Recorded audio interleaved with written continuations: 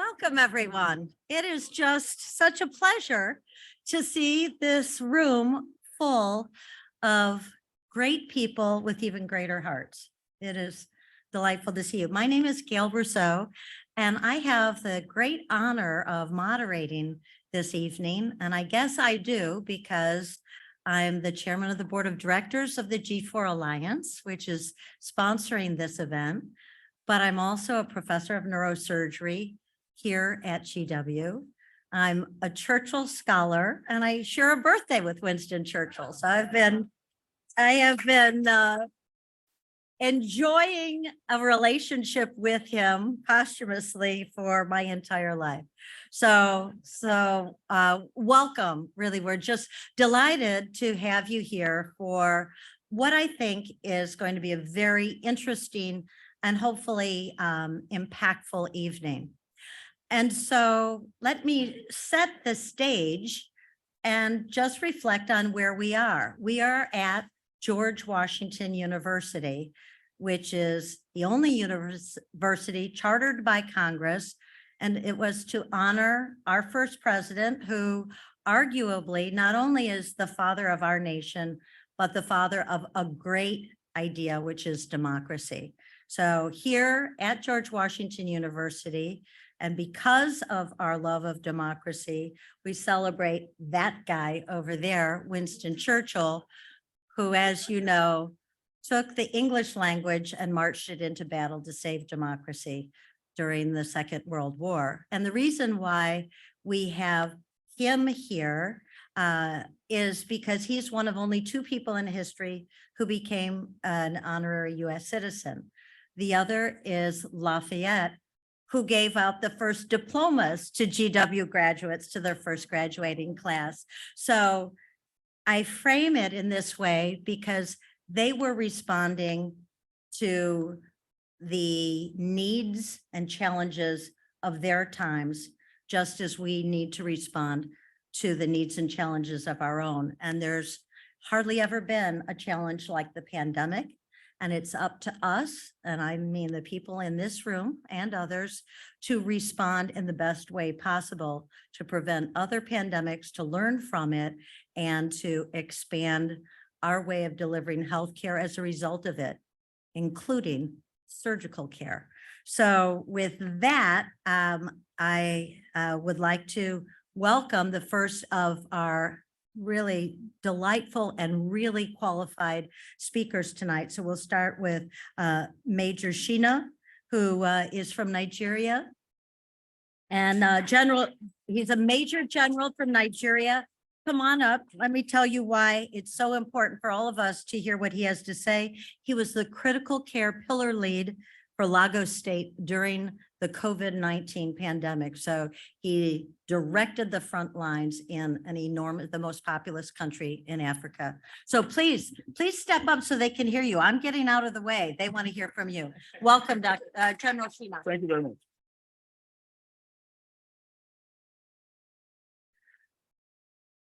I want to say a very big thank you to the chairman of the board of directors of G4 Alliance, and to my dear sister, Dr. Bisola Abembe, who is the president of G4 as of now, and indeed to all members of the executive committee of the G4 Alliance. Oh, sorry.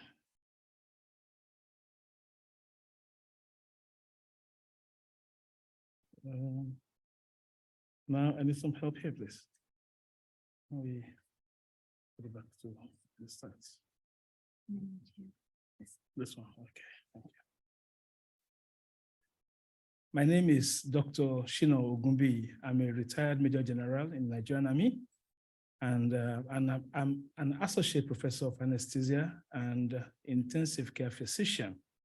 I work in Lagos, Nigeria, and I'm also the clinical lead for critical care pillar of the Emergency Operations Center for the COVID-19 response for Lagos State, Nigeria. Today, I'm going to give us a short talk on health systems resilience, the effect of COVID-19 on anesthesia and critical care services in a resource-limited setting.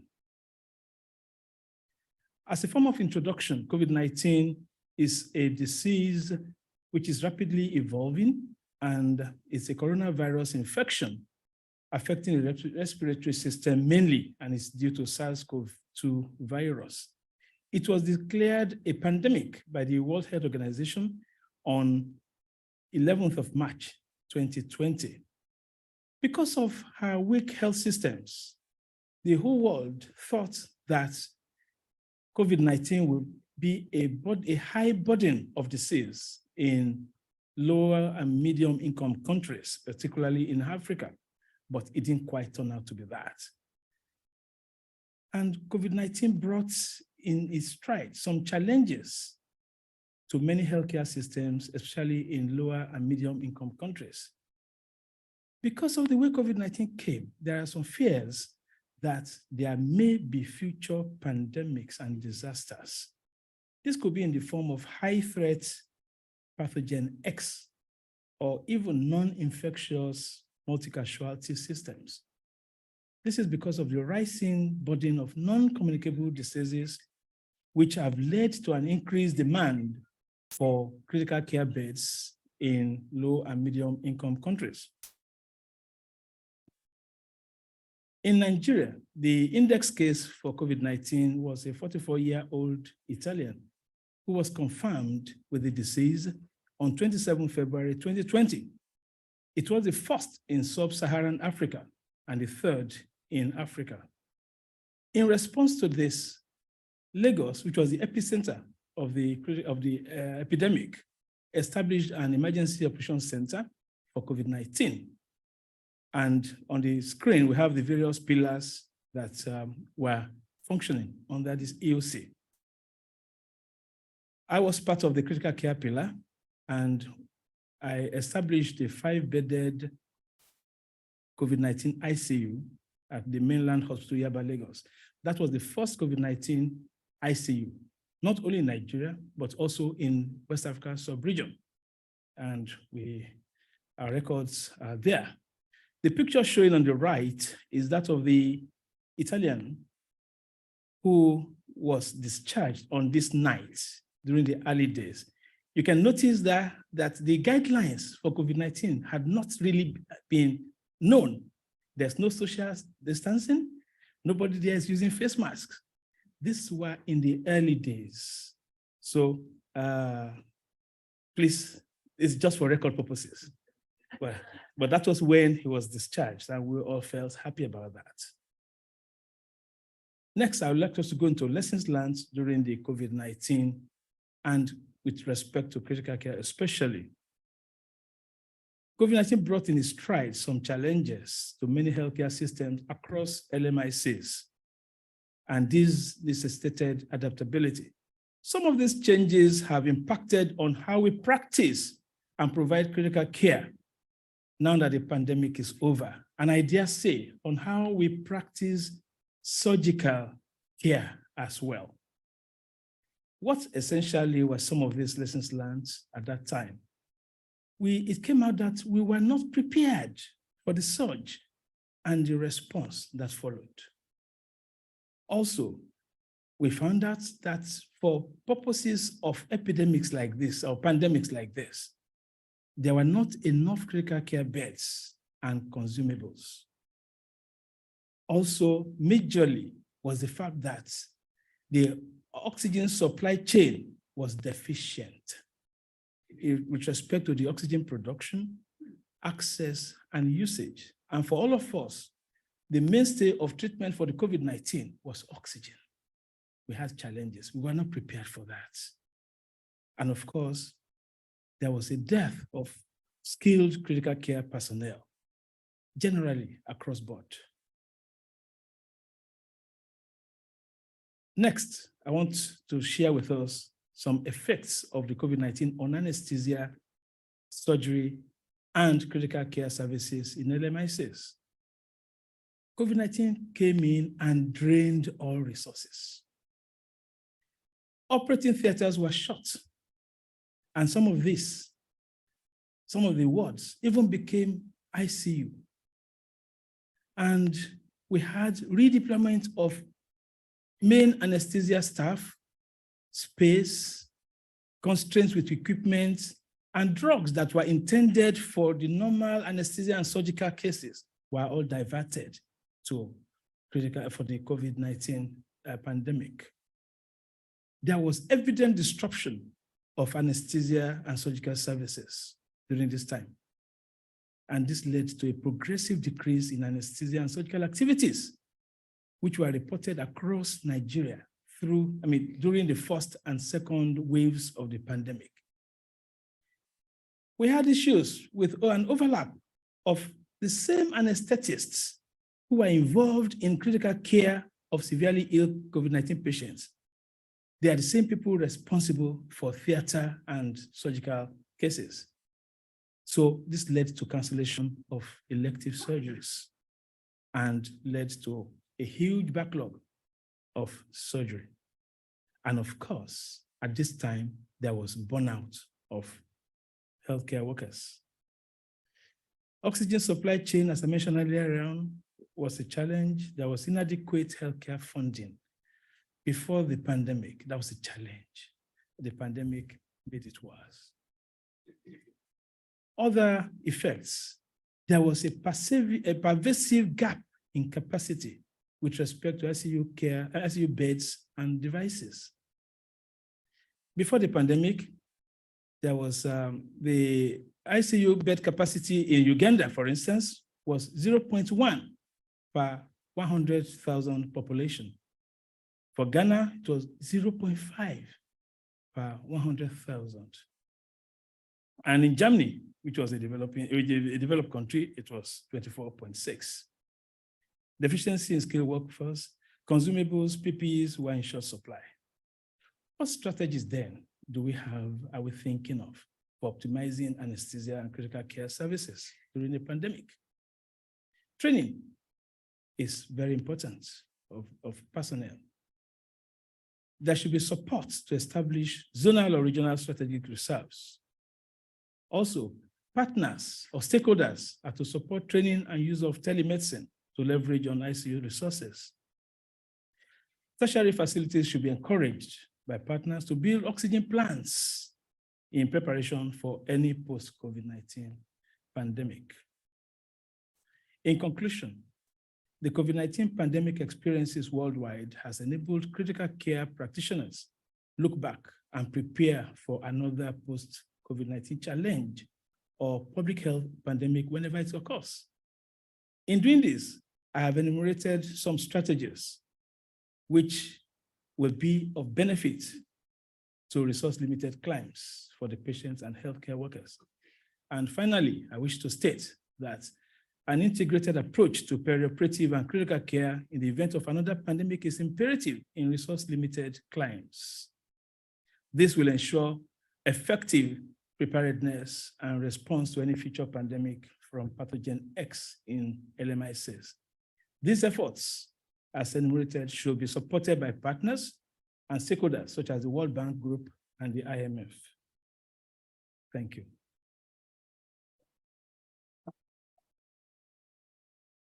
Thank you very much, General Sheena, and we'll have a Q&A at the end. I'm sure there'll be questions for you. Thank you. There, or if you want to be able to see the slides, you might want to sit out there. Your choice. Yeah. So I'd like to call our next speaker, Professor Milyar Derbu. And you want to advance, are you going to advance the slides? Great. So Professor Derbu, thank you very much, Natalie, is the president of the Ethiopian Association of Pediatric Surgeons. Thank you so much for coming such a long way to be with us. We are eager to hear about your experience as well. Thank you.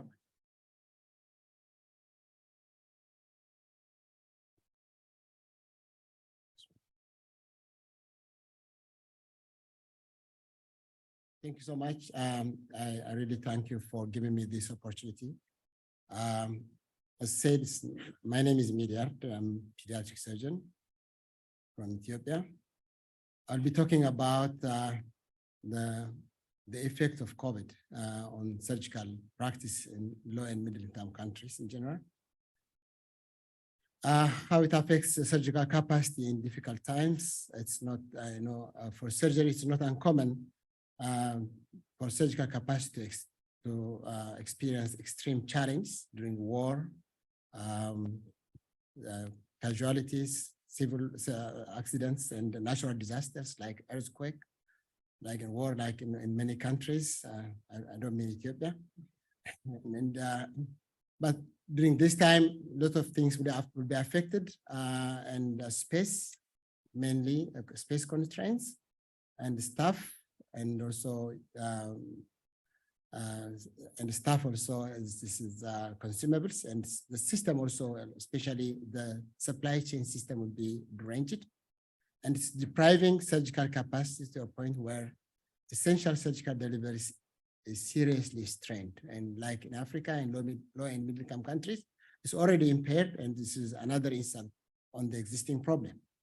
Based on the available reports, we have an evolving experience. The pandemic effect on surgery is very profound. It's not only deep, it's also long lasting, and also expensive for poor countries, especially. Even it's expensive for high income countries as well. COVID has, and when it comes to surgical service has seriously affected on surgical activities in general, as postponement and or cancellation of essential, also non-essential and essential surgical activities. Significant slowdown because the diversion of all healthcare workers to COVID has made a significant slowdown. And being COVID positive, the patients, the surgeons, as well as afraid of to be infected by the COVID, has also has a serious effect on it. Especially the service has a double lockdown on the caregivers, and also lockdown of the patients in order to access surgical service. And health providers, as already said by the general, as some of them are relocated, like anesthetists become ICU, a surgeon become ICU provider, facilities relocated, and operating room changed to ICU. And providers are under lockdown also, like any human being. Also providers, mainly, they are prone to be infected and to be under lockdown. And the weather, is what's already said, the burnout is mainly the problem, and the fear.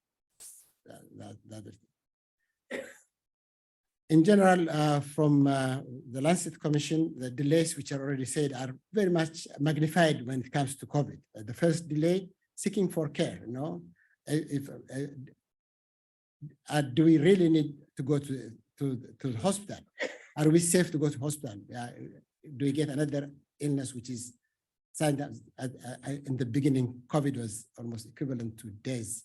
So is it possible? Is it a good decision to go to hospital? And the second delay was reaching to care, because everything is locked down. There is no ambulance, there is no car, and people are not also allowed to move in some countries like Rwanda during the lockdown. So it's another delay. And the third delay is receiving care. If I go there, do I get care on that place? Because people are giving priority for COVID patients. So is there a chance for me to get this service? So it's doubtful. It needs another thing to think twice after it goes there. And also staying in care. That was a problem, because whenever you have COVID patients, other patients have to leave the hospital, including surgical patients. So they don't stay the time they should stay to get cured. So these are, in general, the whole system is focusing, actually neglecting surgery. I say surgery during COVID became very much totally neglected, become Cinderella of surgery, maybe in case of, instead of stepchild. And it is also, there is also a link between surgical care and pandemic preparedness. Regarding infrastructure, travel restrictions results in patients unable to reach surgical care, which already said. Surgical infrastructure repurposed for COVID, or become ICU, said by the general. And the cost of surgery has increased because they have testing, and you have to go to a hospital, PPEs, hospital stay, and complications with surgery. So that has people are trying to push out surgeries from the service.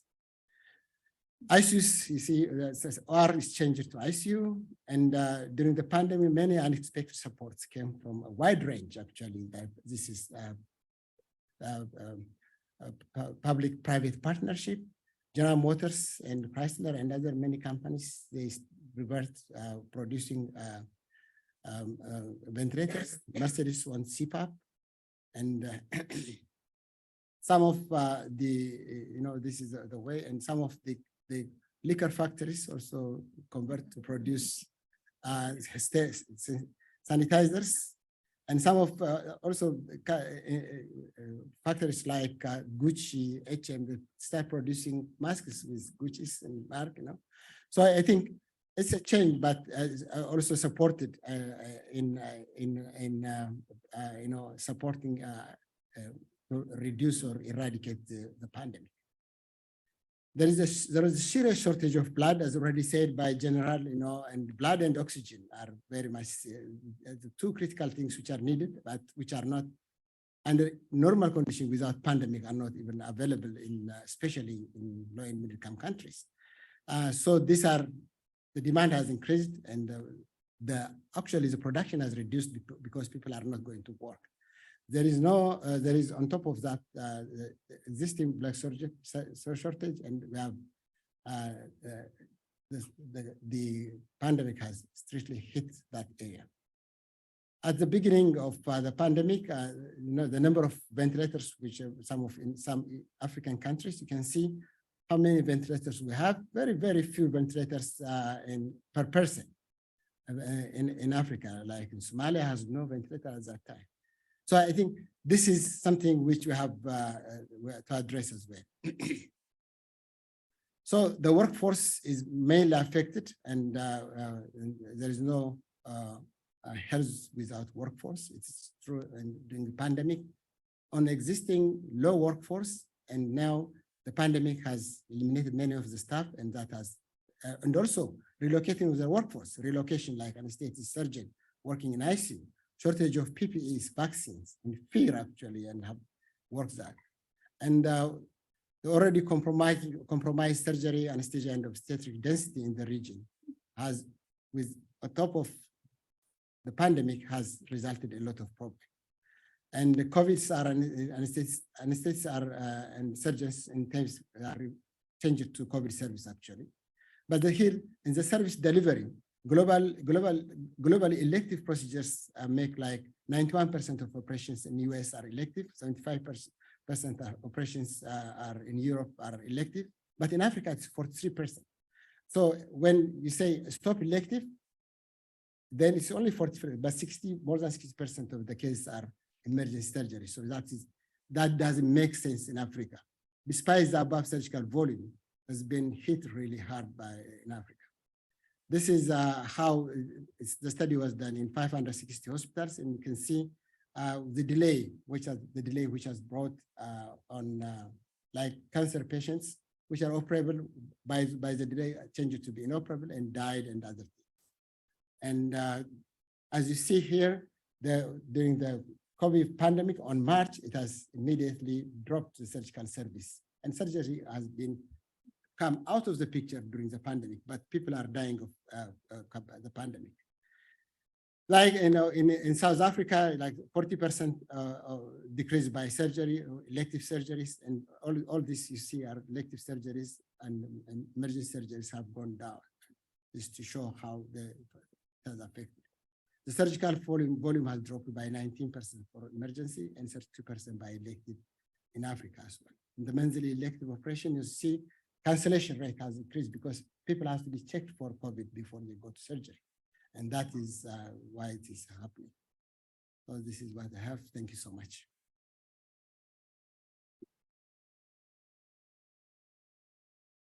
Thank you very much, Professor Derbu. And now it's my great pleasure. So we work our way around the world. We're now moving to South America. It's a great pleasure to introduce fellow neurosurgeon and importantly, epidemiologist, Dr. Juan Fernando Ramon, who's going to talk to us about the experience in Bogota. Welcome.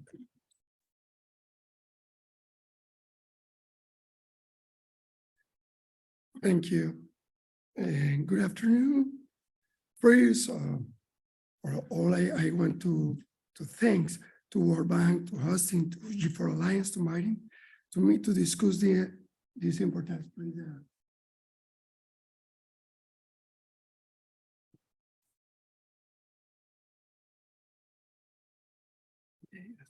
Inviting to me to discuss this important topic to the global importance. Today, we'll be talking about how surgery was managed during the time COVID-19. My name is Juan Fernando Ramon.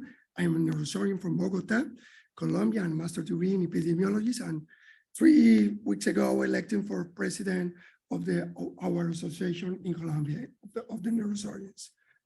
Colombia is located in the northern part of South America, with a current population almost 80, Bogota, 80 million of people. I work in Fundación Santa Fe de Bogota, which currently certified as Joint Commission and International and other international institutions, and now is considered one of the most important clinics in Colombia. What we do with the COVID-19 time? We create a committee to analyze and implement the policy. To continue with surgical activity during the pandemic, we implemented the committee that include different specialties. We have doctors, nurses, engineers, experts who design a protocol to prioritize surgeries to patients. We held weekly meetings, compare communication and policies with the government, and evaluate all time the evidence information coming during the pandemic. This allowed us make informed decision to design and design the protocol to continue performing necessary surgeries for our patients. This is the line to government, hospital directives, COVID team, emergency room, OR, clinic operations, and ICU was very important to continue the surgeries and not close our OR. It's very important. And you know, this communication is very important to have a good team and have a very good communication to continue the procedure, okay? After this, we need to change the structure. Structural change was very important. In our clinic, we increased the ICU beds 40 to 180. Was a difficult, it's not a normal time, but our team changed this structure, cut divisions, and we need money to, you know, one ICU bed is money. We need money to this time because Fundación Santa Fe is only one, but the government needs, okay, we have many hospitals in Bogota, but we need the better to COVID-19 patients. And recovery rooms and to the OR need change for continue. This one example, the change, the map, the patient circulation is different for the normal patients and for the COVID-19 suspect or confirmed. That's very important to have different ways and in the translate to in the way to emergency room and go to surgical room. It's very important. Different ways for the patients. An example for the change in our OR, and this is the best for me, the different access routes. For attending patient, we divided in two different groups. The first one were the patient who need urgent procedures, and second one was categorized as emergency procedure. That's very different. The first one, meaning urgent procedures, the patient had to be screened and tested for COVID-19. Once the result got in, we determined the next step. If negative, continue the normal route of the normal patient. But if was positive, is go to the COVID areas and continue the way to COVID areas. It's very important.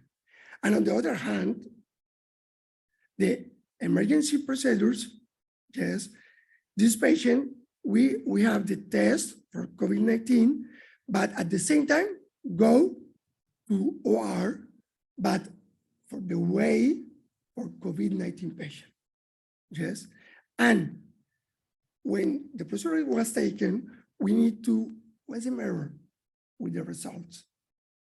And the anesthesia team call and say, okay, this patient is COVID-19 positive. Okay, when finished the procedure, this patient continue for the COVID areas, and if it's negative, continue for the normal areas.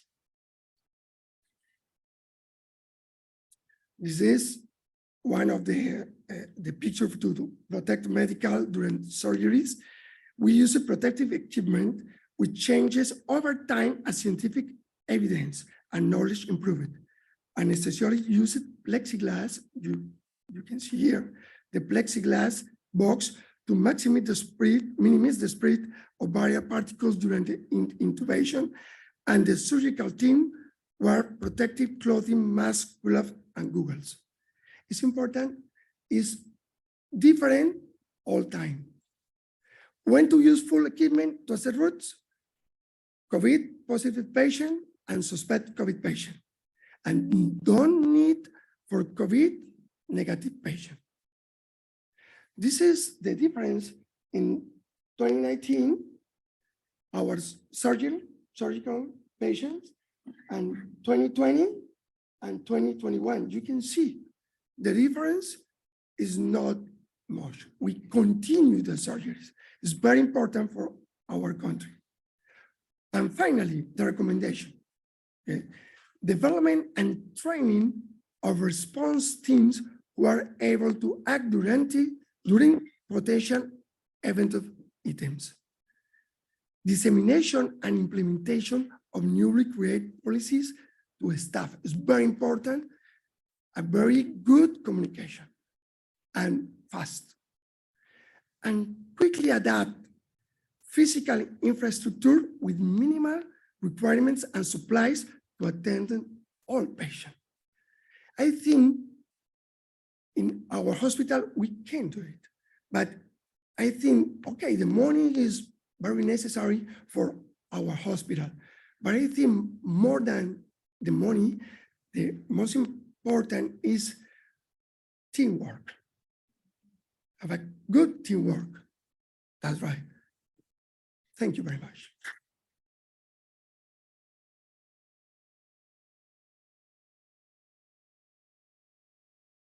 Thank you, Dr. Ramon. And now going to the other side of the continent of South America, to Peru, I'd like to call upon Dr.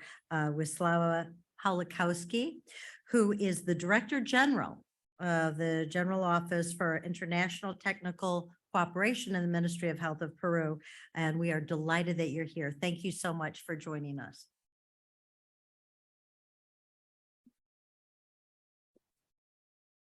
Thank you.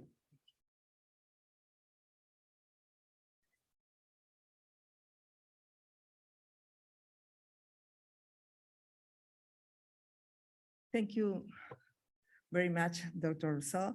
And thank you very much for the opportunity to be part of this incredible panel. And thank you everyone for your attention. During the 2020, the world lived through the COVID-19 pandemic. However, the Peruvian nation faced additional hurdles brought upon by our diverse population, as well as our healthcare system that make it difficult to respond in a timely manner. This caused the pandemic to have a more severe impact in Peru when compared to our neighboring countries. Our diverse geography ranged from the Pacific coast to the peak of the Andes mountain, as well as the Amazon jungle. Many of our inhabitants live in bad conditions, multi-generational housing, and deep poverty. This complex setting makes accessibility to healthcare sometimes extremely difficult and precludes a proper and well-timed management of patients, even under the most optimal healthcare conditions. For decades, Peru suffered from an underfunded healthcare system with serious deficiencies, including poor primary care, outdated hospital infrastructure and equipment, and underpaid health professionals. In addition, and human resources are centralized in the big city with low density of professionals in the periphery. In short, the pandemic brought additional stress to our health system, one that was already on the brink of collapse, and quickly pushed it over the edge. Currently, in the Ministry of Health, we are hard to work to address these deficiencies present before the pandemic by focusing on strengthening primary care and improving conditions for healthcare professionals. However, we have been to manage the consequence of the pandemic as well. As a result of the COVID-19 pandemic, in 2020, hospitals in Peru stopped performing elective surgeries. This created a backlog of patients waiting to be treated. Moreover, according to the latest data from the Ministry of Health, over 50% of facilities need an upgrading or replacement. Thus, we have a complex road ahead as we address this pressing issue. More than 94,000 surgeries are pending to be performed. 84% of them are concentrated in ophthalmological, general, gynecological, cardiovascular, and orthopedic surgery. As I explained in the previous slides, less than 50% of the hospital equipment is in adequate condition, where we have to breach the backlog of over 90,000 surgeries. Fortunately, 80% of the surgeries that need to be performed are concentrated in 8 regions around the country. Priority has been given to 8 hospitals that concentrate the largest number of patients awaiting surgery. These 8 hospitals already have trained personnel and adequate environment to perform the surgery and are currently working under their full potential. During the last 4 months and working at our full capacity, we have performed almost 20,000 surgeries, only 20% of the backlog of patients. However, if we implement an additional operation room in each of these 8 hospitals, we will be able to perform around 19,000 more surgery per year.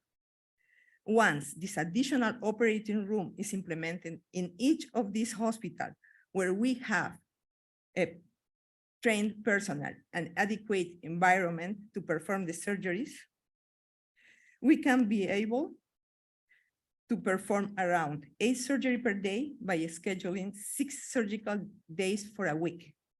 Thus, by the end of the year, by having performing 8 surgeries per day, we will achieve a total of 2,400 additional surgery per newly implemented operating room. In short, if we implement 8 required ORs, we will be able to perform over 19,000 extra surgeries and solve this backlog of surgery caused by the COVID-19 pandemic. The total cost to implement one basic operation room translates to around $150,000. With an investment of $150,000 per operating room, we will be able to perform 2,400 surgery per year, meaning the cost of $62 per surgery. However, after 5 years and having performed a projected 10,000 surgery per operation room, the cost per surgery will decrease to $15, making this investment even more profitable. Your financial aids will help strengthen our healthcare system and allow us to offer appropriate treatment to those patients that were left without their necessary surgery as a result of the pandemic. The pandemic has allowed us to come together as a worldwide community in order to find answers to the many issues we face. However, and prepare ourselves to the next emergency. However, in Peru, we don't have time to prepare for a future pandemic or emergency, as the emergency is already here. We are currently dealing with natural disaster as a result of the climate crisis. Thus, the effect of the climate crisis could potentially increase the backlog of patients in need of surgery that we were left to solve as a result of the pandemic. The climate crisis has caused landsliding and heavy rain in the northern region of the country, affecting many healthcare institutions, as you can see in this image. The implementation of these new 8 operation rooms will help us not only perform the pending surgery caused by the COVID-19 pandemic, but to solve the current health crisis and respond to the future needs in Peru. Thank you very much for your attention and for putting up with my English.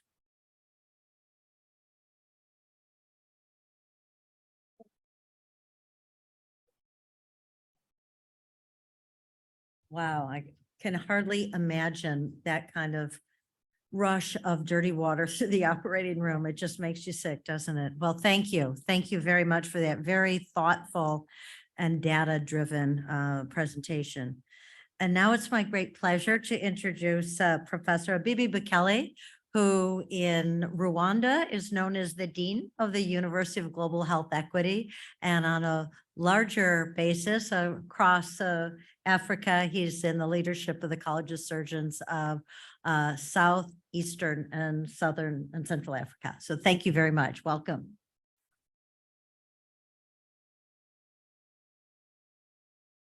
Thank you very much, Gail, and thank you so much for the invitation today.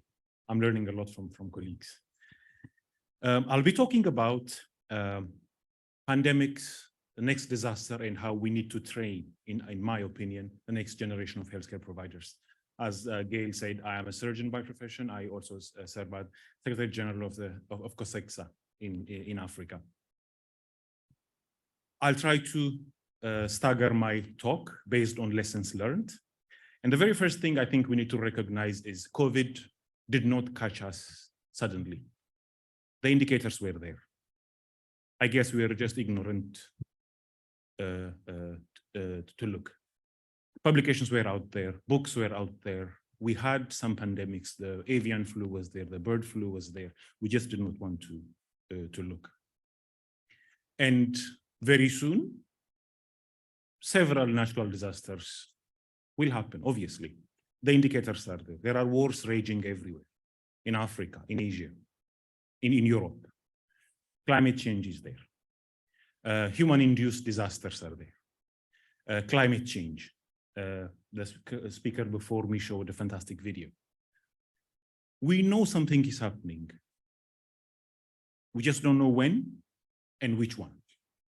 So I think lesson number one is we need to be prepared. Prevention is ideal, but it's not always possible. Early control actions such as vaccines, public health measures, if doable, if possible, are best, but only if you know what we are dealing with. Therefore, preparing for the worst, the case management, the ICU care, the rehabilitation is key. We cannot prevent climate change by vaccination. We just need to be prepared for the flooding. We just need to have good roads, infrastructure to take care of that. And we need to invest on the next generation of healthcare providers that are not just providers, but who can also contribute to disaster care. Those who can provide clinical care in the wards, in the ICU, in the theater, those who can actually coordinate disaster response and preparedness, those who can do advocacy, work with ministries, with funding agencies, those who understand pandemics and how to manage pandemics, those who understand crisis management, effective communication has already been mentioned, and who actually understand infection control. So I think the way we teach, we train our healthcare providers need to change a bit. And the 5 S's of health systems, the staff, space, systems, and social strengthening, social support. COVID has been a bit tricky. When natural disasters occur, governments and funders strengthen surgical services. If there are wars happening somewhere, governments sponsor orthopedic surgeons, buy orthopedic equipment, external fixators. COVID has actually been the opposite. COVID has been depriving surgical services. That I think we need to understand. And particularly African countries survived the trauma of COVID at the expense of the quote unquote investment they had on surgical services. It's already non-existent. It's already so minuscule, but countries survived based on that small surgical systems they built. In other words, a reshuffling of the surgeons, the anesthetists, the residents to ICUs, to COVID hospitals, to COVID care, to my medical students were at the Rwandan airport testing arrivals. All the residents were distributed to the ICUs, the makeshift ICUs. The staff, oxygen was shifted from theaters to ICUs, from theaters to COVID wards. Anesthesia machines almost always became ventilators. The operating theater became an ICU, as already mentioned. The systems, the supply chain, the procurement, finances was shifted to COVID care. So we need to encourage governments, funders to invest in surgical systems now, because whether they like it or not, they are going to depend on existing surgical services to convert to pandemic preparedness. That is what we have seen. The impact of COVID on surgical training has been massive. There is a lot of publication out there, even though they are small from the African continent, but strikingly, all of them share the same finding. All surgical trainees had their exposure significantly reduced in the operating theater. Outpatient care, inpatient care, patient follow-up was completely disrupted for 2 consecutive years. Almost all surgical colleges canceled their qualification exams. COSEXA, WACS, the American Board of Surgeons, exams were postponed, canceled, the training was delayed. The impact is probably going to be felt after a few years, because 2 cohorts of surgical trainees who are actually not to that level that we want are now in the market. This will be repeated again. Come COVID-26, don't call me a prophet. The same thing is going to happen. 2 cohorts of surgical workforce with difficult training are now practicing. There is concern about surgical autonomy, and this will impact surgical care in the future, cancer care in the future, non-communicable disease care in the future. And we need now comprehensive planning of governments, business, development agencies, funding agencies to think about training well now. There should be significant investment in academic resources, particularly global health partnerships, and a pandemic prepared workforce is a guarantee for a better post-pandemic access to and quality of care. The well-being of the workforce should also not be forgotten. Now, about 90% of the workforce reported significant stress during the pandemic. 1/3 personal and family relationships were ruined. Almost all of them had a disrupted social life. The message, and Africa lost quite a number of prominent healthcare providers, cardiac surgeons, the only neurosurgeon of a certain country, several anesthetists, several anesthesiologists passed away. The message is the workforce is only human. They will die. They will suffer. Their families will be disrupted. So insurance, compensation, their mental health care, and their career development should be looked at now before the next disaster comes. So in conclusion, surgical services are integral components of global health security. We have seen it. Africa survived because of the small investment it had on its surgical services. And it might not be too much to say, surgical services or systems can be viewed as indicators of preparedness for the next pandemic. And strengthening the current surgical capacity, particularly in the low and middle income countries, is critical for the next disaster. Countries need to have well-developed and well-financed national surgical anesthesia plans.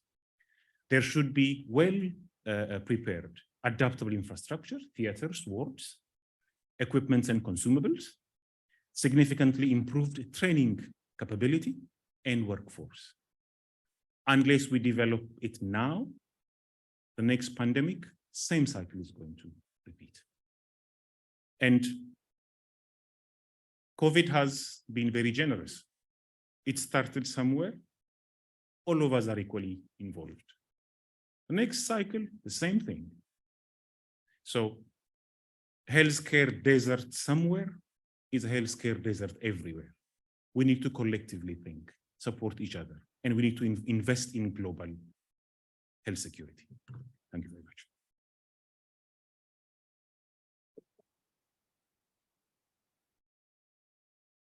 Wow, very, very sobering words. And like you, I have learned from all of our speakers, all experts in frontline workers throughout this pandemic. And the best possible response is going to be costly and complicated.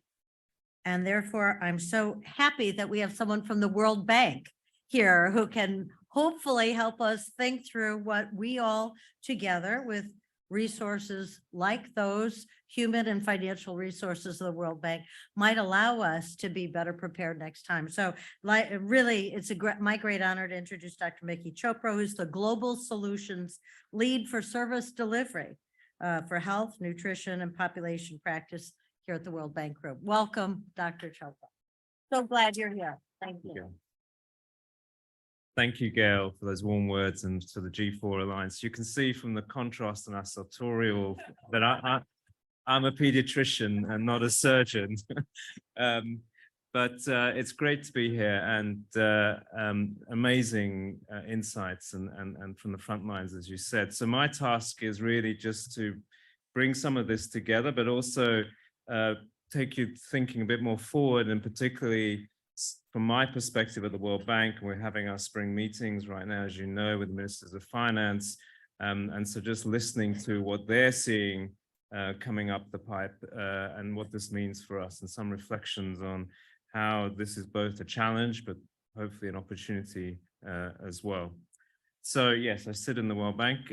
So just to summarize, in some ways, this was just some reflections that we did in the bank during COVID, but I think it sort of brings out many of the issues that and lessons and insights that you've heard already this evening, ranging from the challenge of capacity building rapidly.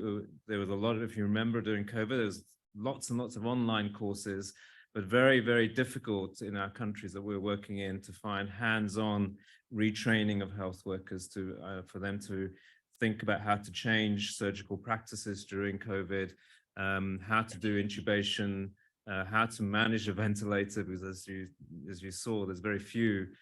So that capacity just wasn't there. And it was extremely challenging, if not impossible, to build it during that crisis. The challenge of financing, not just in terms of amounts of money, but the efficiency.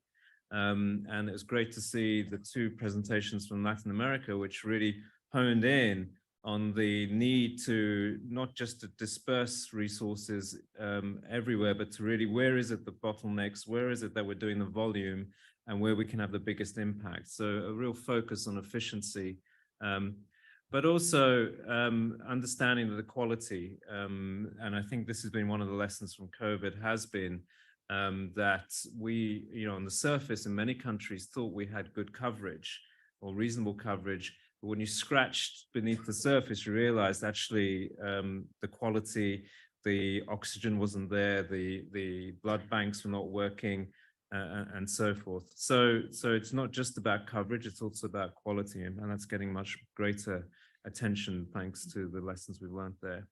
Really appreciated the focus on health workers, safety, and some of the, we just finished doing, and hopefully publishing soon, a costing study looking at the economic cost of COVID infections on health workers, where we looked at not just the cost to them and their families, but the cost because of lost provision of care, and therefore the extra lives lost and the economic implications of that. And if you add all of that up, we did it across 7 countries, including Colombia, it comes to hundreds of millions of dollars. It's the value and the impact, because many of these systems, these skilled health workers are very few and far between. So the impact it has is just immense.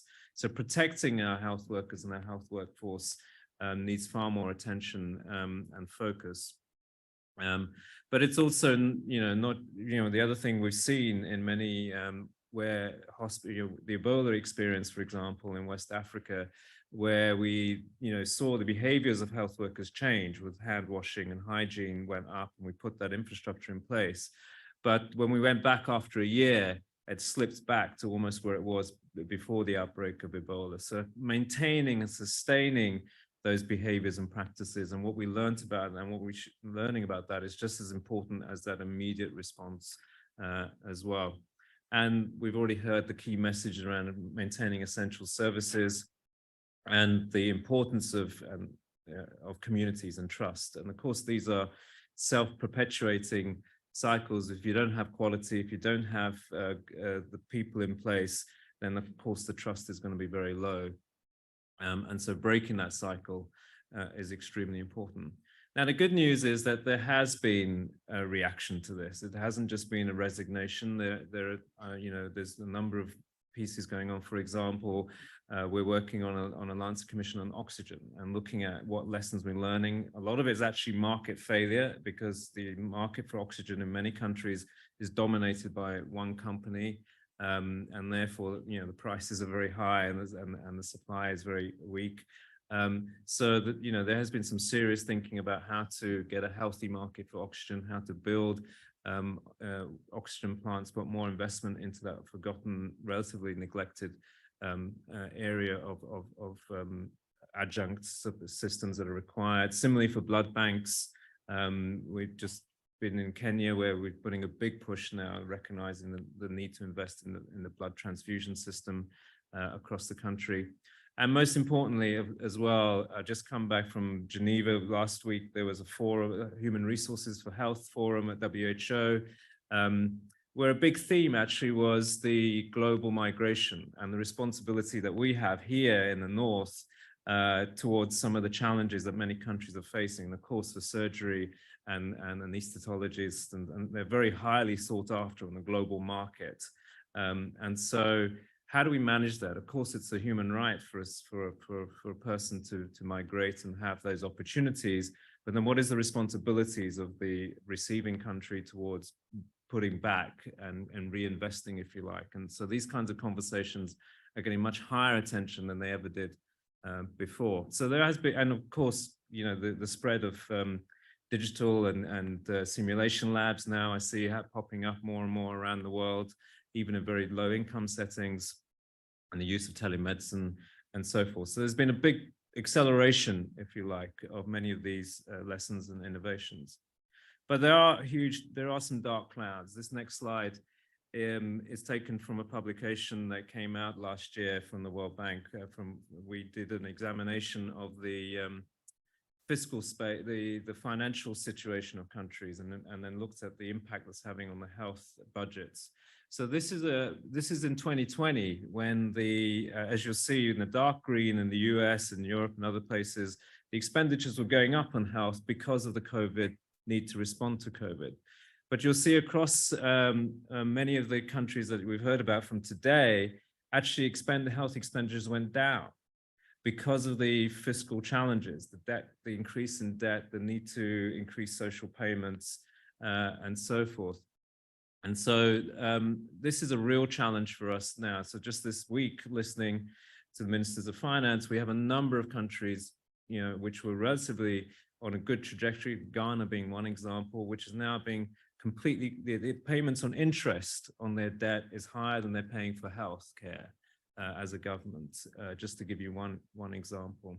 So, we did a survey of 170 countries to look at their projected fiscal space and their projected health budgets. And of those 100 countries, and most of them are in Africa and low income, 100 of those 170 countries were actually going to have either steady or decrease in their health budget.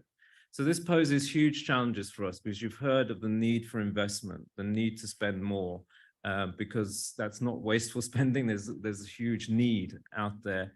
And yet we have this crunch of crisis with the rising prices, rising interest rates, and the rising cost of servicing debt, which has suddenly hit countries.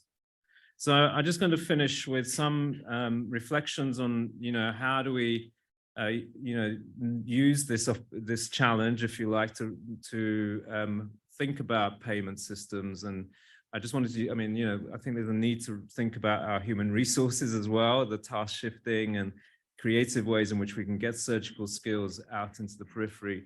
But because of time, I just wanted to concentrate, I think also the payment system, something we don't think too much about in meetings like this, but I think it can shape the way that services are offered, the way that we finance our systems distorts. Quite often, we just had a piece of work done in India, for example, showing that the rates of hysterectomy have almost trebled in the last year, and that was all because of the insurance payments and the way that they were being structured. So lots of challenges. It's going to be a tough road ahead, but I think as a community, if we can work at the different levels, both at the global level, looking at this issue of migration, looking at this issue of capacity building and fairness as well, but also within countries, how do we make the case to sustain investments in health, but also do better and smarter ways of investing in health and surgical care in particular. So thank you. Appreciate that. Would you like to just take a seat? Well, thank you. So you've heard from some experts who have first line experience. Please, if we could have our speakers come up and just take a chair here. Now we want to hear from you and have a little bit of conversation. So we'll take a handful of questions from the audience. We have microphones up here. Please join me, panel. And do we have some microphones that we can pass around? We're working on that. And so as we gather here, any burning questions? Who has the first question? There we go. First question, sir. And if everyone could please identify yourself and then ask your question. Thank you. My name is Juan Carlos. That's my first name. My last name is Puyana. I'm a surgeon, a trauma surgeon, working at the University of Pittsburgh, and just recently have taken the position of the chair of the Institute of Global Surgery at the Royal College of Surgeons in Ireland. Great. So it's a pleasure for me to be here. And Great, welcome. thank you. I want to be a little bit of a devil's advocate, because Professor Abebe gave a beautiful talk. but I'm totally convinced that you're right. I'm part of your choir. How do we convince the people who don't have all that belief in the development of surgical systems as a key part of responding to the next pandemic? I have been at the CUGH for the last 2 days, and the world of ID is so much bigger that we surgeons could actually convince the world. So tell us, how do we move into that room where we can barely get in? Thank you. So that's a question for Professor Bekele, then for any of the audience, any of the panelists. Pass it down. Great, thank you. Thank you, Dr. Juan. Very easy question. Yeah, well, it's a very difficult question. I would say 2 things. Number one, let's talk about the truth. Let's say it as it is. How many surgeons died? How many anesthetists died? How did Ethiopia, the country I'm from, and Rwanda, my second home country, how did it survive COVID? Because of the surgical infrastructure. Let's write about it as it is, unfiltered.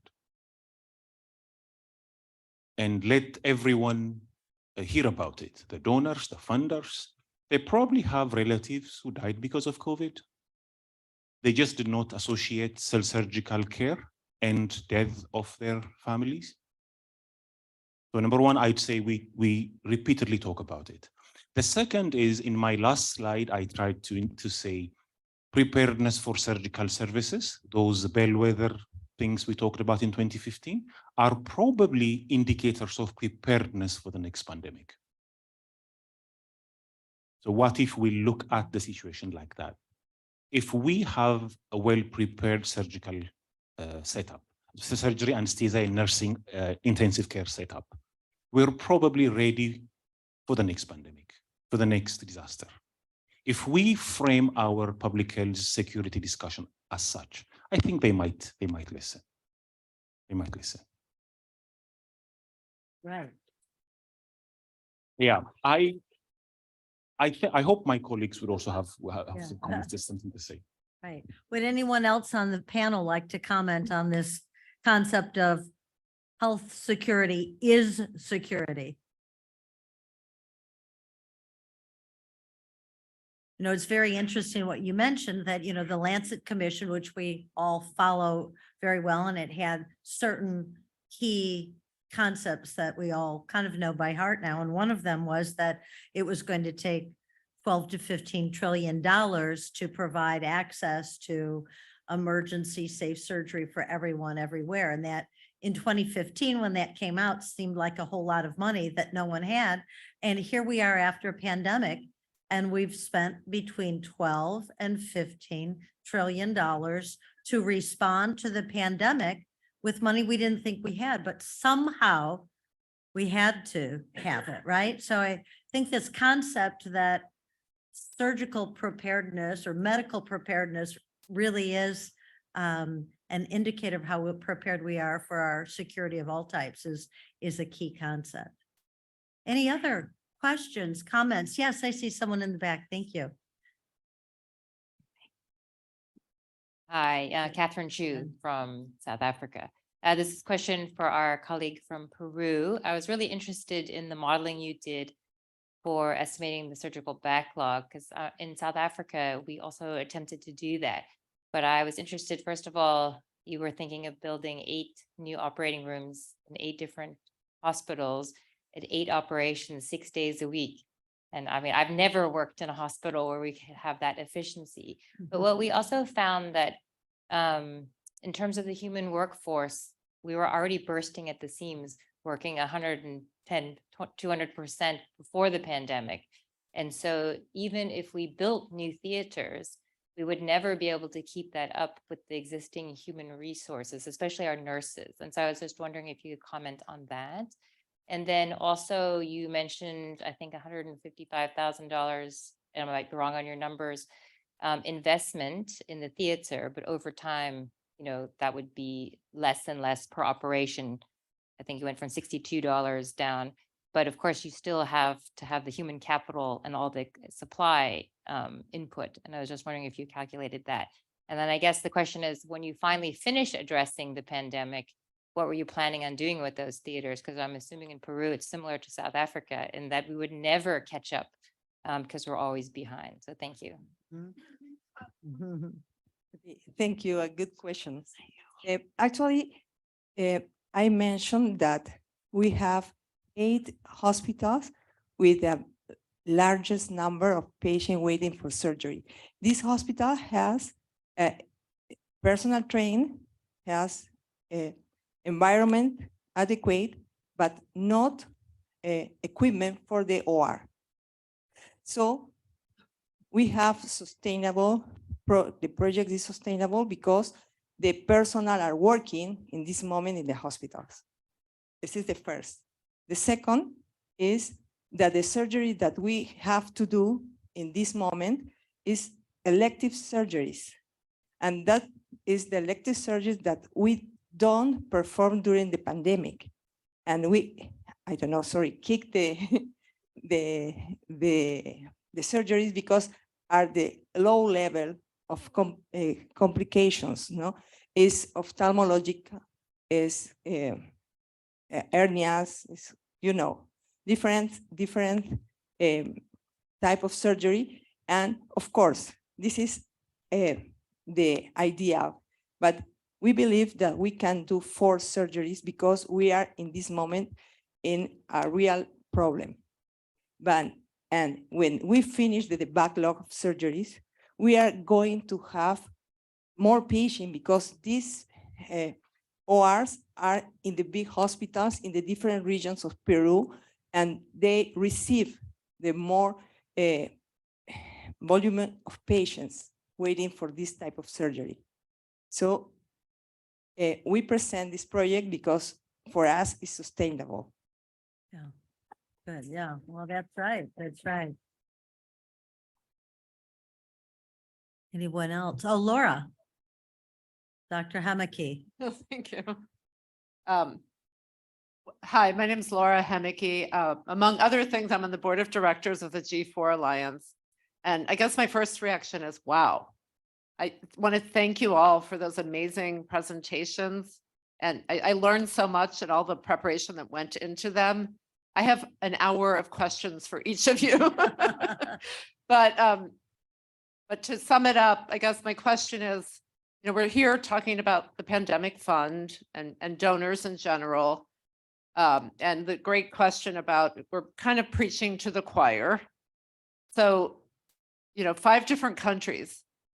Is your government going to bat, so to speak, to make sure that these priorities you outlined tonight are included in discussions with donors such as the World Bank? Is it a political priority in the countries you're representing? Thanks. That's a good question. Why don't we have each panelist answer that? Would you like to start, Dr. Ramon, and just pass it on down? What is Colombia doing about this? Colombia now is difficult because, you know, we changed our government, and now the priority of our government is change of the health system. And now, I think the last 20 years, Colombia is going up in health system. We have many people in our system, but now, my opinion is if Colombia changed, it's returned 20 years ago, 20 years. And we don't know what's the matter. Now, the reality is many doctors go for Colombia. The people is thinking, what's the matter? What's the problem now? What we can do, because Colombia changed all the system. Now, this week, is the change of system is proposed at the government. We don't know where, I don't know. That's critical for Colombia, I don't know. Right. Okay, Peru.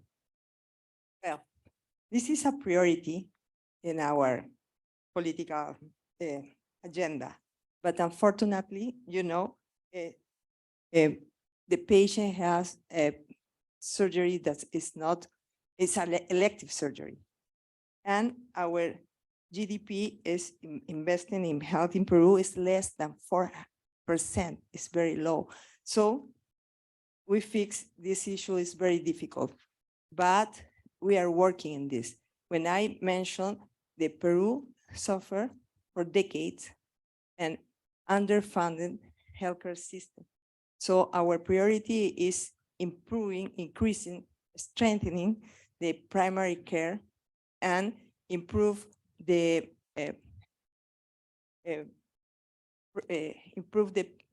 majority of the professional healthcare. And this surgery is important because, of course, this is not a priority, but improve the quality of life. Nigeria. Thank you so very much. As most of us might be aware, Nigeria had an election recently, all right, which means we are going to have a new government come May 29th of 2023. And Nigeria has a lot of challenges ranging from security, health concerns, education, and other social challenges. However, the incoming government had seen the import of the health sector as security. Health is security. And towards this, one of the things the incoming administration has promised is to address what is known as the Abuja Declaration, where all the African Union presidents in 2001 made a commitment that at least 15% of the country's budget will be dedicated to the health sector. However, since that was made, Nigeria had not reached that 15%. We've been hovering between 4% and 6%. But the coming government has put a priority on the health sector. Much more so, in recent times, there have been a migration of lots of the healthcare personnel to greener pastures. And these are well-trained individuals who should be part of the health indices workforce for the country. But because of challenges I've enumerated earlier on, have migrated or are migrating. And it may surprise us to note that as recent as 4 days ago, a bill was introduced at the Nigerian National Assembly that doctors should spend mandatorily 5 years post-qualification before they are given a final certificate of the medical practice. All right. This is aimed at making sure that they remain to assist and to support and improve the healthcare system. However, that's a political, that may not be possible. Right. But I dare say today that because of the import of health indices, especially as a security itself, the government, incoming government, has promised that they are going to look at increasing, not only increasing the budget, budget percentage for health, but also to get partners, stakeholders to come and collaborate with us in terms of PPP. And I just say again, during the pandemic itself, we had some viable and veritable partners, such as the World Health Organization, that were with us. The Clinton Health Initiative, CHAI, they were part of the pandemic. The UNICEF were part of us. We gave them open hands to welcome them, and they did lots. These are institutions which I believe are going to be in a good position to talk to others with a view to assisting our health sector gain momentum. Thank you. Thank you. Well, World Bank, we're not going to pass this fast. You can wrap up if you want to pass it, but it's coming back to you, Mickey. Okay, all right. Well, you can pass it for now to Ethiopia if you would like. Thank you so much. I share all the ideas to share with my colleagues. It's true also to us, to Ethiopia as well. And I think there is nothing we can do from our side, but maybe you can talk both of us, so we can maybe. Okay. So Rwanda. Well, I think I represent Rwanda and Ethiopia. Yeah. I don't know. I hope they do. I hope they have learned their lessons. This brings me back to the way forward. I think my generation, has failed miserably. We are not in a position to talk to our ministries. There is a big divide between us, and there is a language ministries understand. That's called advocacy. Writing a policy brief, writing a brief communique, a policy implementation document. How many of us have that ability, that competency? I'm afraid none of us.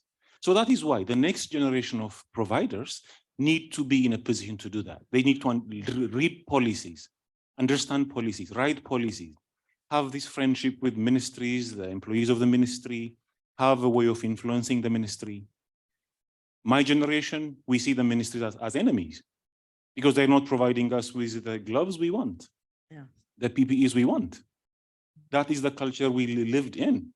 It's changing slowly, I understand that. But at least for the next generation, curricula should change. Social medicine should be part of the curriculum. Advocacy should be part of the curriculum, not just surgery techniques. Yeah. Thank you. And Mickey, I think we'll give you the last word before we then come to the reception. And was there another question out there? I was hoping for one, and Oh, maybe very good. maybe he can wrap it up with also that, because it's kind of Great. intertwined. If Great. that's okay? Why don't we do this? Why don't we hear? Yeah.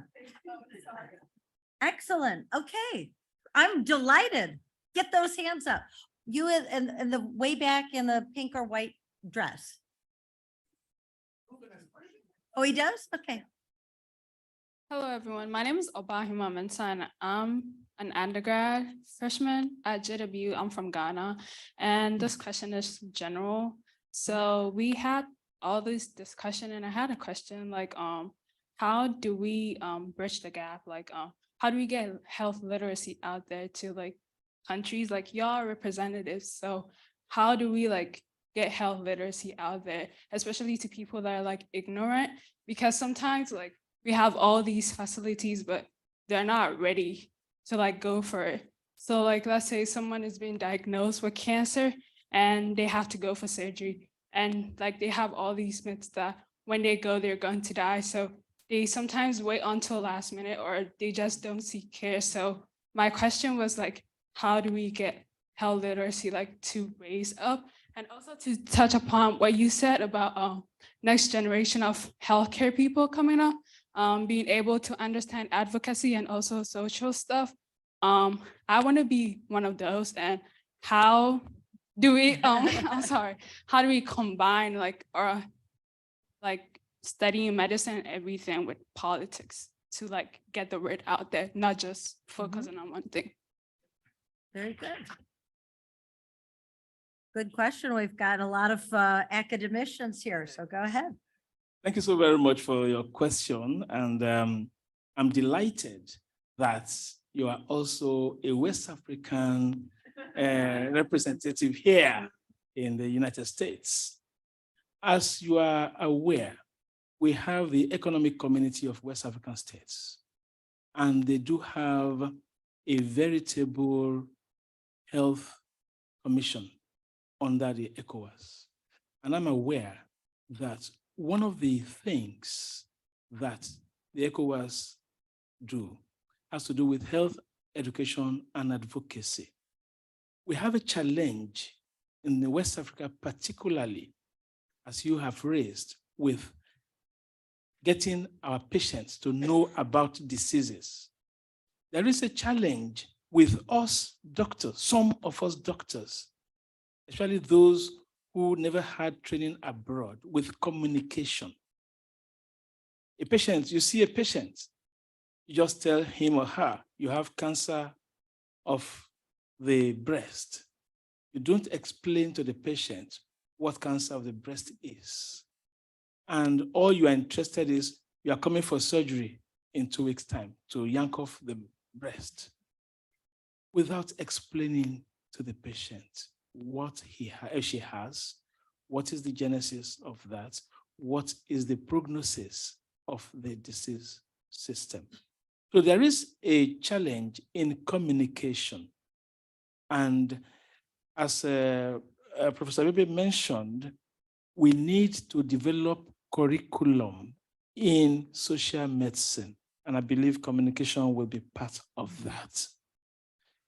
In Nigeria, we have been bridging that gap with respect to our Medical and Dental Council and with the curriculum. I mean, I'm an academician as well, and we have included some of these things in our curriculum.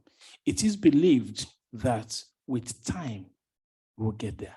Our patients will no longer have to grapple in the dark to wonder their diseased system or thereabouts. We have cases where some patients, after leaving a doctor's office, will quickly go and check Google to find out about the disease state. That's if the doctor even tells them what they have, rather than just saying, you're coming for surgery in 2 weeks' time. But I believe we'll get there. Thank you. Yeah. And Ruben, forgive me, you have your microphone again, and then we'll Yeah, get there's some no- questions over So here. I want to go back to Dr. Chopra and just a thank you to all the panelists. Be incredible. It's Dr. Ruben Ayala, immediate past president of the G4 Alliance. Thank you, Gail. Dr. Chopra, I love that you're a pediatrician surrounded mostly by surgeons, but you are also a physician who speaks with a lot of ease the language that I have witnessed spoken this week at the World Bank meeting. It's a language of productivity. And I'm a newbie. This was my first meeting, and I heard a whole lot about interest rates and inflation and fiscal crunch and fiscal distress and go on and on. And I didn't hear much about health, though, other than the pandemic fund. So I want to make sure that that's maybe just an instrument of the agenda of this specific meeting. But the question I would have, and one thing that caught my attention was one country saying, this was an education forum, not health. I have to invest in wheat, fertilizer, and fossil fuels before I do everything else, otherwise people starve. So, so I can't really invest as much as expected in education. I imagine it's probably the same for health. So the question I would ask is the World Bank, when they talk about productivity, really thinking health, because you really can be productive if the population is sick, really thinking health as a priority? And if so, how come civil society engage in work with the World Bank and with the governments? We already are working with governments, but also with the agenda of the World Bank to take some of those innovations that we saw during COVID and keep them and grow them to reach that productivity. So we don't have to be talking about fiscal distress and crunches. Thank you. So one of the things, we share that challenge of how do we, when we're speaking to ministers of finance and senior leadership in government, try and get health and education up that agenda, because for most of them, they see this they don't see it as an investment, they see it as an expenditure, as a cost. And so the first part is, how do we change that narrative from it being seen as a welfare payment to one which is investing in the future of your country? So one of the things we've done over the last 4 or 5 years, starting under Jim Kim's reign, is to start to talk and convert health from a human right and things that we believe in to something called human capital. That, you know, if your economy is going to grow, you need healthy and smart people. This is the new economy. This is the fourth revolution, if you like. So we have, you know, converted this sort of language into, it's very instrumental, but unfortunately, it's the way the world works. The human capital index, we now, you know, we can now say to a Minister of Finance, you know, your country has a human capital index of 50, which means that if you're losing half of your productivity and half of your economic growth because you're not invested, your human capital is weak. And that clicks, and that has some resonance and but we do have a particular challenge in health though as well, because we have this global health architecture, which has huge resources relative to education and others. So for ministers of finance, they also recognize that what we call fungibility, that if they don't give money to health, they know the donors and global funds and the global community will come in, whereas if they don't give it for fertilizer, there's nobody coming in to rescue them. So there is that challenge, to be frank with you. And to be perfectly frank with this room, you know, in the global health architecture, there is no global fund for surgery or anesthesiology and that. So, and even in the bank, I've been there for 7 years, and I review nearly all the health proposals that are coming through. That's part of my job description. Is very rarely do I see surgery stand out as a standalone or hospital's standalone investment that a country has put forward. It's always on primary healthcare. It's often on health workforce, but in a very generic way. So there is a challenge as a community, and maybe it is about communication and advocacy, that, and to be frank, even this idea of surgery as the pandemic, as a safety and security, the pandemic fund doesn't have surgical systems as a key. You know, they have surveillance, they have labs and diagnostics. I don't see surgery there. So there is not yet. Yes. Yes, Right. but it shows the challenges that we have in terms of that. This is seen as surgery is seen as a luxury that you get once you've tackled, but it's not seen as a core part of what needs to be there. That's what everyone in this room is about, that it's not a luxury. It isn't. And, you know, you're sick if you've got a compound femur fracture, and you're sick if you have COVID. And if you're going to die from one or the other, you know, dead is dead. And so we really need to think about that and think about trauma, especially in the era of climate change. And now on this side of the room. Okay, testing 1, 2, 3. Okay, microphone working. First of all, thanks for this amazing event. Congratulations to G4 Alliance and all the speakers. I am Leticia Campos. I'm a research collaborator at the program in Global Surgery and Social Change. And I would like to ask a couple of questions to the World Bank representative that we have in the house. Well, I think undeniably, we all agree the importance of investing in surgical systems to prepare for the next pandemic. And one thing is us as a surgical community agreeing. Another thing is convincing funders to do so and to allow those investments for us. You have just mentioned that you reviewed tons of applications, and I really would appreciate your perspective and your input on 3 main things. I'm going to try to connect my questions so you can follow easily and smoothly. The first thing is, under the lens of a funder, why do you think the surgical community has been failing when writing compelling health proposals or business proposals to get funding to the surgical system? So what are we doing wrong? That's the first part. The second point, how we can improve, what measurements, which outcomes, metrics we should include in our proposals to make more compelling to funders. And the third point, usually in global health, we are very, usually we take the usual funding lines. For example, we apply for NGOs, we apply for philanthropists. Which alternative or innovative ways of fundraising you believe we can start looking for to get more funds to improve the surgical system? That would be my questions to you. Yeah, I know it's very hard, but I'm looking forward.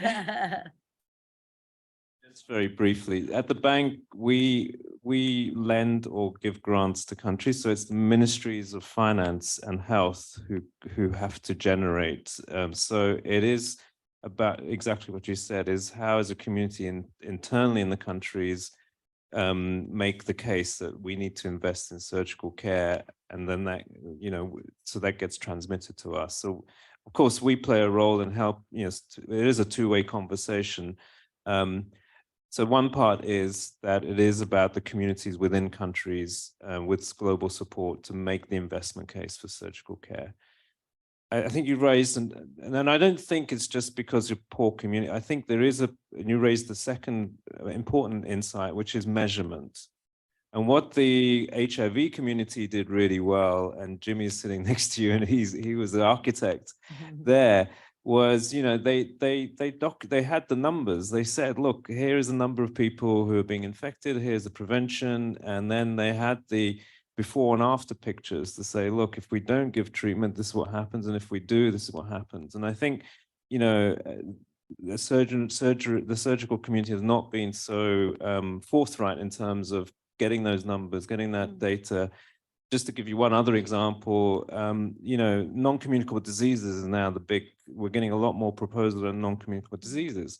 But actually, if you look at the burden of disease on non-communicable diseases in the poorest countries and the poorest people, it's not diabetes or hypertension, it's actually surgical conditions like rheumatic heart disease and those, sickle cell and those kinds of things. So, but, you know, the narrative, even from the poorest countries, when they give us proposals, is about the things that, you know, the middle class, you know, the hypertension and so forth. So I think that issue of there's very few epidemiologists and surgeons who have that combination together. So numbers and measurement matter as well. Okay, very good. Thank you. Dr. Neil Wurzik, yeah. Yeah, Neil Wurzik. I'm the Vice President of the G4 Alliance Permanent Council, but I also work in the Democratic Republic of Congo, where we've had not only COVID, but prior to that, Ebola. And I sat around the table with many people from the international community trying to control the Ebola. And in our province, $1 billion was put in 1 year to control Ebola. And if I'm cynical about it, it was so that it didn't spread to developed countries, if I'm not being too cynical. So it looks like we have come through the pandemic and we've said, great, we got away with that one. How do we influence the international community, World Bank, IMF, and other groups? And this is continuing a bit of the question that came before. How can we influence, even to do literally the basics, like oxygen supply, the things that got people through the pandemic, oxygen supply, hand washing, general sterility, that are all the principles of surgery, obstetrics, trauma, and anesthesia.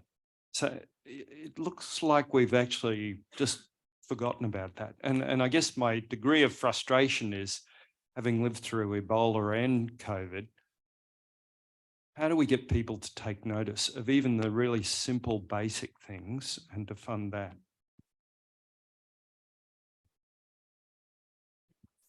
That was a question. I'm probably looking at you, Nikki, but I'm open to anybody.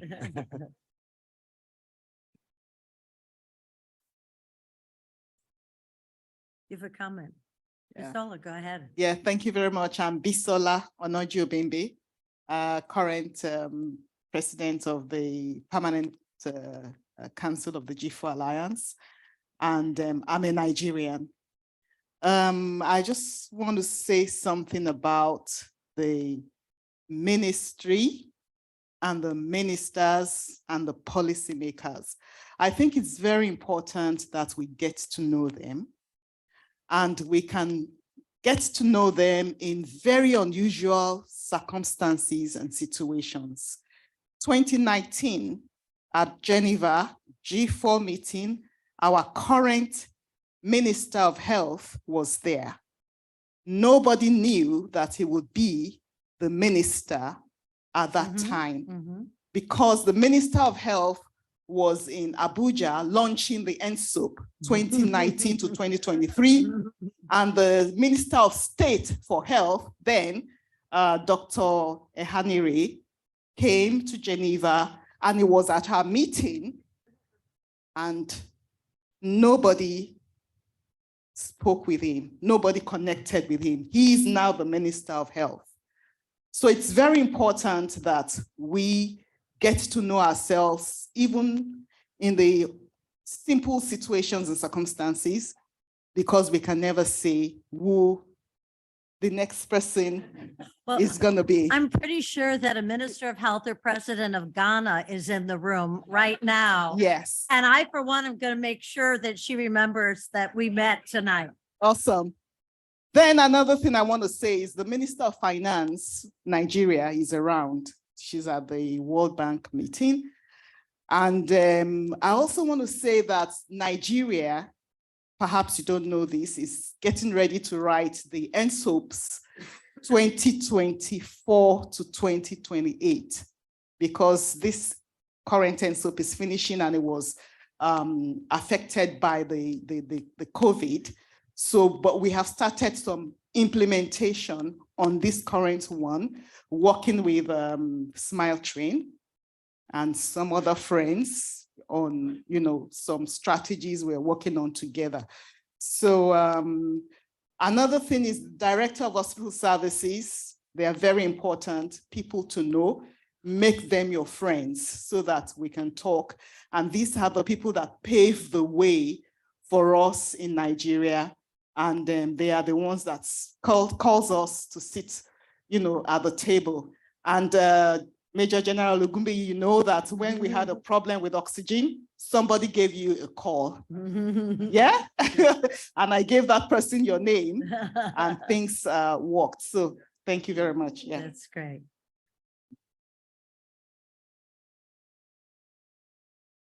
I'm looking carefully for other questions, hands raised. Yes, here's one in the front row. Thank you. Hi, everyone. So thanks a lot for your works during the pandemic. My name is Yichen Ren. So I'm currently a graduate student from Johns Hopkins. So currently, I do have a question regarding global health inequality. So recently, I just read a report composed by the British NHS, National Health System, and it suggested 2 points. So firstly, the burnout of healthcare workers in 3 years of pandemics made a significant amount of British health workers to leave their career. However, their position was filled by the international healthcare practitioners that from low and middle income countries that including India, Pakistan, and African countries.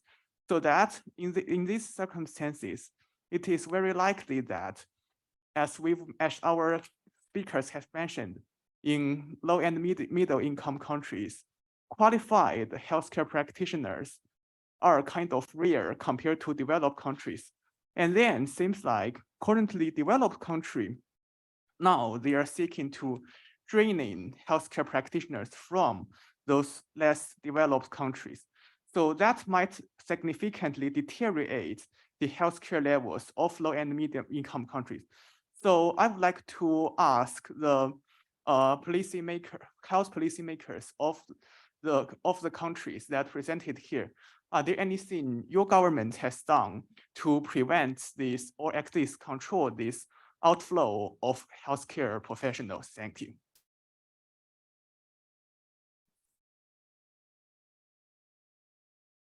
Well, that's a very good question. Would anyone from the panel like to tackle that? Thank you The so very migration much. has been Yes. mentioned, yeah. I'm sure you heard when I talked about the migration of healthcare personnel from Nigeria Yes. to developed countries. And I gave an indication of a bill in the National Assembly, which is tailored towards making sure that the migration is stemmed. However, by our own constitution, there is freedom of movement. And I believe that's the same with most countries, in which case you may not be able to stop me from going to wherever I want to go. By the same token, what LMI says should address with respect to your question, the effects arising from the challenges which are inherent in those countries. For instance, in Nigeria, I did mention the security challenges.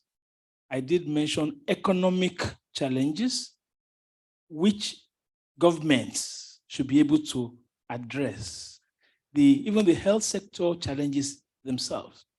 And as enumerated by Dr. Bisola Noji earlier on, knowing the people, the policy makers can go a long way in addressing the issues which are making people to emigrate, especially in the healthcare sector. Nigeria, we are poised to address some of these challenges, and I believe other countries too. This is where, thank you. And for fear of being kicked out of the room, I do think there is also, some countries and some parts of countries are looking at this of how do we give training and qualifications which are not accredited or recognized abroad. So, and I'm not a surgeon, so please, but there are surgical assistant cadres who are now doing surgeries and so forth. So I do think there is a serious conversation to be had about giving that, making sure it's safe and making sure that we're not compromising safety. But nonetheless, we always have the shining. We always want to be the best and have the qualifications and have graduates who can compete on the global market. But for many of it means that you're just losing them straight away. So should we be also paying and giving just as much legitimacy to other types of qualifications and cadres who maybe the country needs more and are not so easily transferable and can sell their services in other places? Just to follow up on that, yeah, I'm so glad you mentioned workforce. So you're all invited in Geneva. The G4 Alliance on Sunday, May 21st is convening our first ever healthcare workforce summit that will bring together healthcare professionals, academicians, the institutions that award the degrees, the professional associations that award the specialty, as well as the accrediting bodies to see what we might be able to do together to increase access, quality, and minimize this kind of unfortunate and unhealthy migration. Dr. Kobe. Gail, if I could say a few words. Oh, please do. Yes. I'm not a politician, but if I'm allowed to advise, it may be crazy, but if a certain country wants to take 100 professionals from Ethiopia, I would advise the minister to have an official discussion with the minister of that country, England, for example. And I would ask for a compensation. Give me $10 million so that I can train 1,000 more people back home. Yeah. Because I'll give you an example. I'm a dean of the School of Medicine in Rwanda. For 48 spots, year one medicine, 1,592 young, bright men and women applied for the position. Africa has the bright people who could be trained to be doctors, anesthetists, nurses, who could take care of the world. They just don't have the opportunity. There are only 2 medical schools in Rwanda. How about making it 10? Yeah. We can supply the whole world. Ethiopia has 35 medical schools. So I wouldn't put barriers to migration. These are only human. Opportunities arise. People should use it. They send remittance back to Africa. They support their fathers, mothers, aunts, uncles. They help build infrastructure. But officially, this importing, quote unquote, importing countries need to help the African countries strengthen their nursing schools, their medical schools. I would build that kind of, I'm sure my minister will not accept this. But if I could go back to what the young lady said earlier about advocacy, the young lady from Ghana, the next generation should have the ability to be advocates. That is why my advice, my strong push would be, I think we need to move away from just giving MD degrees. MD should be coupled with MBA or MPH or MGHD. Those days are gone. Just being a practitioner, those days are gone. Yeah. Physicians should be, I'm really glad to see a physician amongst us from the World Bank. Yeah.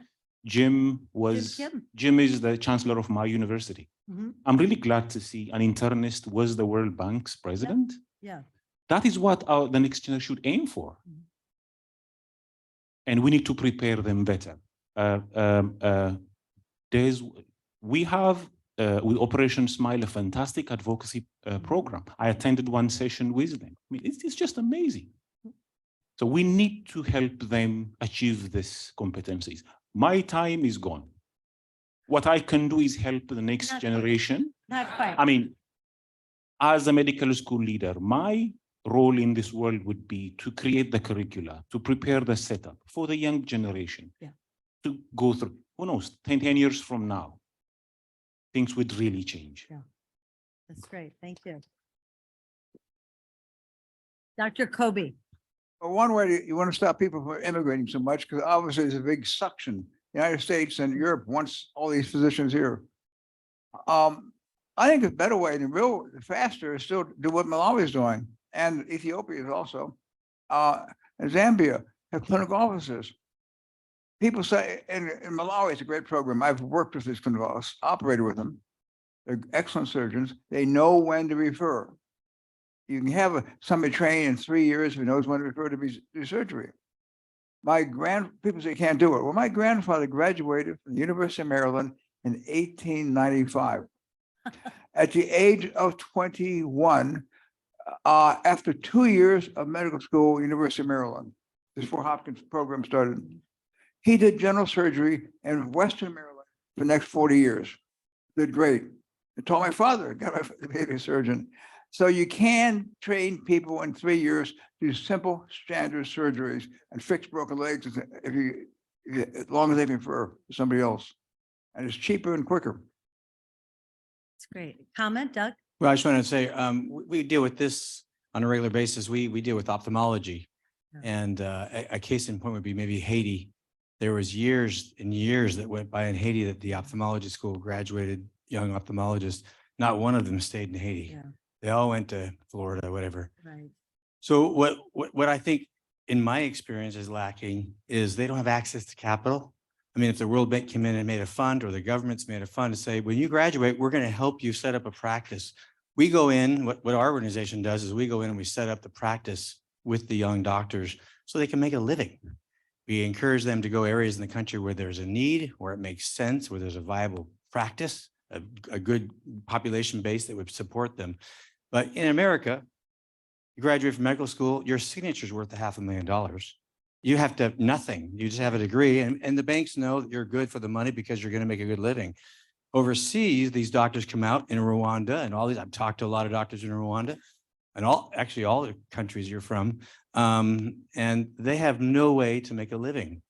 Some of them come from wealthy families. Most of them have nowhere to go. So where do they go? They leave. They need somebody to give them a little bit of a push, a leg up, buy some equipment for them, help them set up a clinic. Problem solved. Because most of them want to stay in their country, but they can't make a living in their country. So that degree in medicine is kind of worthless unless you want to work for peanuts for the government hospitals. They all want to have their own private practice. So I think that's the easy for me is somehow the countries, the World Bank, I don't know, I'm going to pick on you because I know nothing about the World Bank, but needs to create a fund for these doctors to say, okay, now we've spent all this money training you. Now we're going to allow you to borrow some money.